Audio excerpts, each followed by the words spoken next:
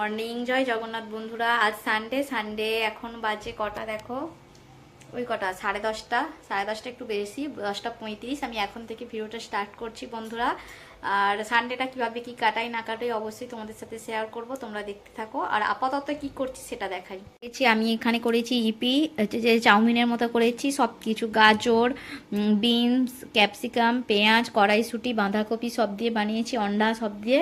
এখানে ছেলের ম্যাগি, আর আমরা মা ছেলে এখন খাওয়া দাওয়া করছি, কেননা বর খেয়ে চলে গেছে, বর খেয়ে দোকান চলে গেছে। আর তুই কি বলছিস? হ্যাঁ বন্ধুরা, আমি নিজে ম্যাগি বানিয়েছি। দেখো নিজে ম্যাগি বানিয়েছে। আর চলো এখন খাওয়া দাওয়া করে নিই। আজকে একদম সময় নেই, ঘর পরিষ্কার করতে করতে অনেক দেরি হয়ে গেছে। আবার পরে দেখা হচ্ছে কি করি না করি। চলো। এই যে দেখো বন্ধুরা, সকালবেলা, সকাল না, এখন 11টা বাজে, পুজো হয়ে গেছে, পুজো করে নিয়েছি। এবার আমি একটু ছাদে যাব।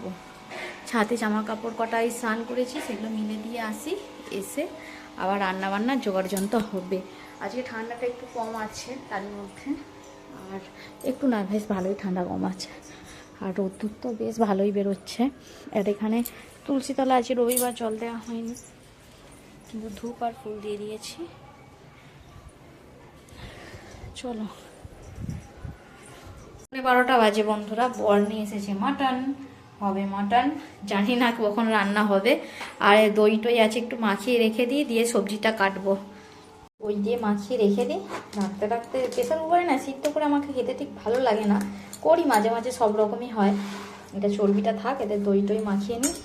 এই যে নুন, হলুদ, লঙ্কা দিয়ে দই দিয়ে একটু মাখিয়ে রেখে দিয়ে হাত দিয়ে মাখাচ্ছি। আমার আবার হাত দিয়ে মাখালে প্রচণ্ড জ্বালা জ্বালা করে হাতে, চামচ দিয়ে মাখাতে গেলে এখন টাইম লাগবে। ঝটাপট হাত দিয়ে মাখিয়ে নিই, ঢাকা দিয়ে রেখে সবজিটা কাটি। সর্ষের তেলটা দিতে ভুলে গেছিলাম, আবার সর্ষের তেলটা দিয়ে মাখাতে হচ্ছে। একবার হ্যান্ড ওয়াশ করলাম, হাত ধুয়ে ধুয়ে হাতগুলো প্রায় পাথর হয়ে যাবে এবার।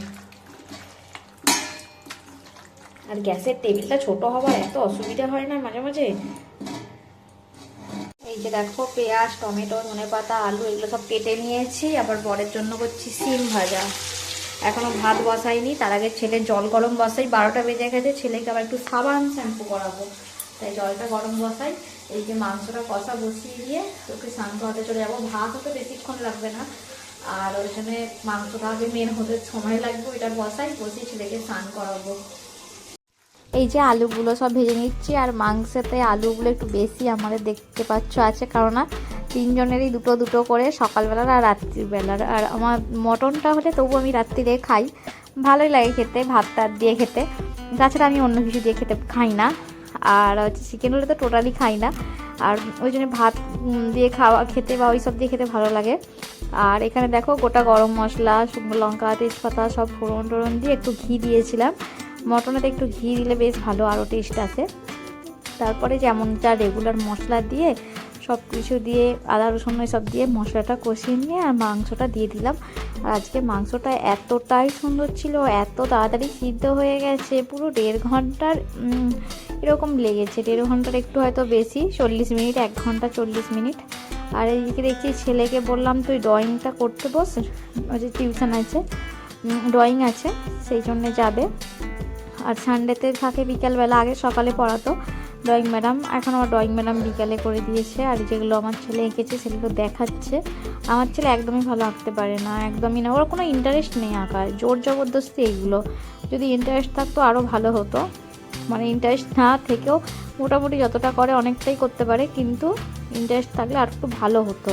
তবে সব আঁকাগুলো ও করেনি, এইগুলো ও করেছে, আরও কিছুটা করেছে। কিছু কিছু ম্যাডাম এক একটা করে দিয়েছে, এটা ম্যাডামের কপি, মানে আলাদা ছিল, কিন্তু ম্যাডাম এতেও এক একটা করে দেয় ওকে, সেটাই দেখে দেখে করতে বলে। আর আমি যে দেখাচ্ছি, এই যে স্যামটা এগুলো করেছে, আর এইটা ম্যাডাম দিয়েছে মাছলিটা আঁকতে। আর ওকে এখন কালার করতে দিয়েছিল, সেইগুলোই বসে বসে করছে। আর আমি দেখলাম, আমি ভয়েস দিয়েছিলাম, তখন কথা বলেছিলাম, কিন্তু পাশে এত আওয়াজ আসছিল, ওখানে ঠাকুর বানায়, ওখানে সব সময় গান চলে, এত জোরে জোরে গান চলছিল, যেই কারণে আর মানে কথাটা বলতে পারিনি।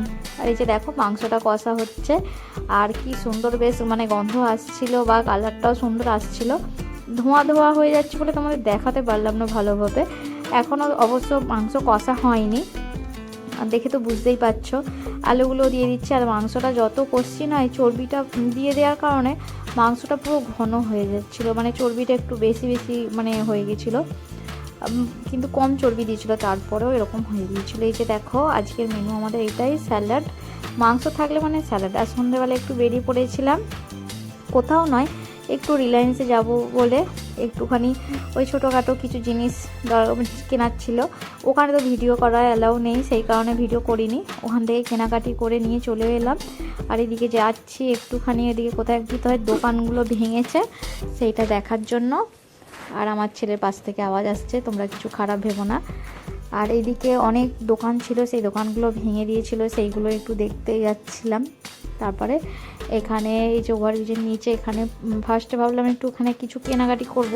তারপরে বর বলল চলো পালিয়ে চলো। আমার বর তো এমনিই তো এই কোথাও দাঁড়াতেই চায় না, ও একটু অন্য ধরনের একটু বোরিং মানুষ।